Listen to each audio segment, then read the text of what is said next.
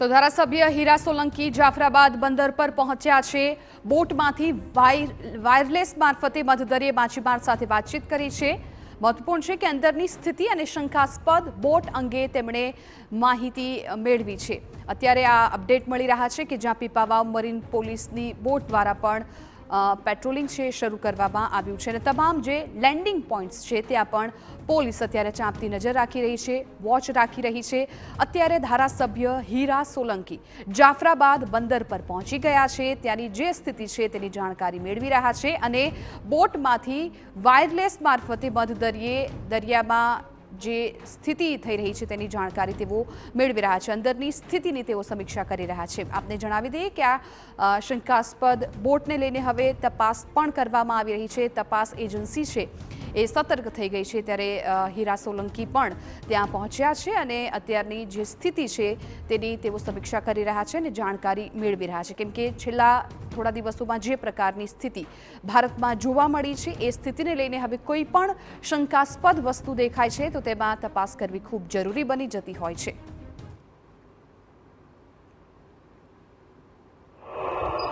ભાઈ સીતારામભાઈ, ભાઈ કેટલીક આગે હશે એ બોટ આપણાથી?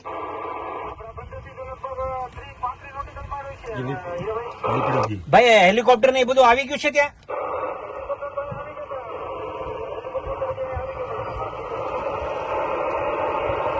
આમ કેવી શંકાસ્પદ કેવું દેખાય? કેમ કે સમાચાર વાળાના બધાના ફોન આવે છે અને હું છે હું નહીં જાણવા માંગે છે।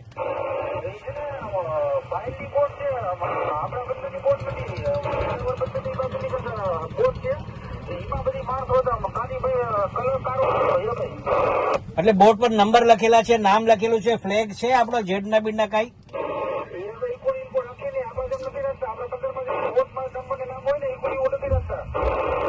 અચ્છા, ચલો કોસ્ટગાર્ડ તો અહીંથી નીકળી ગઈ છે લગભગ, પણ હવે એવા કઈ સમાચાર મળે એટલે તાત્કાલિક સમાચાર વાયરલેસ દ્વારા કન્ફર્મ કરજો। ઓકે, થેન્ક યુ ભાઈ, થેન્ક યુ। તો આપણે સાંભળીએ વાતચીત કે જ્યાં ખુદ ધારાસભ્ય જાફરાબાદ બંદર પર પહોંચી ગયા છે અને બોટને લઈને તમામ માહિતી છે તેઓ મેળવતા એ વિડીયોમાં પણ જોઈ શકાય છે। આ બોટ છે એ શંકાસ્પદ હતી, કેમ કે જ્યારે આ બોટ પર તપાસ કરવામાં આવી ત્યાંથી આ બોટ પરત ફરતી હોય એ પ્રકારની જાણકારી મળી હતી, એટલે શંકા વધારે જતાં સુરક્ષા એજન્સીઓ હવે સતર્ક બની ગઈ છે। આ બોટ કયા ઉદ્દેશ્ય સાથે આવી હતી, આ બોટમાં કોણ કોણ લોકો હતા, આ બોટ ક્યાંની છે, એ તમામ બાબતો પર અત્યારે તપાસ કરવામાં આવી રહી છે। પરંતુ આ સમાચાર સાંભળતા જ ધારાસભ્ય હીરા સોલંકી તાત્કાલિક જાફરાબાદ બંદર પર પહોંચી ગયા હતા અને બોટની જે સ્થિતિ હતી એ તમામ માહિતી છે તેમણે મેળવી હતી। અત્યારે પોલીસની જે ટીમ છે એ પણ ત્યાં પહોંચી ગઈ છે, મરીન પોલીસ પણ હવે આ બોટને લઈને તપાસ કરી રહી છે ને આ દ્રશ્યો પણ આપ જોઈ શકો છો કે જ્યાં ધારાસભ્ય પણ પહોંચી ગયા છે, તમામ જે કોસ્ટગાર્ડની ટીમ છે એ પણ ત્યાં પહોંચી છે અને આ બોટ ક્યાંથી આવી છે, આ બોટ ક્યાં જઈ રહી હતી, આ બોટમાં કોણ કોણ લોકો છે, ક્યાંની છે આ બોટ, આ તમામ સવાલોના જવાબ કોસ્ટગાર્ડની ટીમ તપાસ કરશે, ત્યારબાદ સામે આવશે, કેમ કે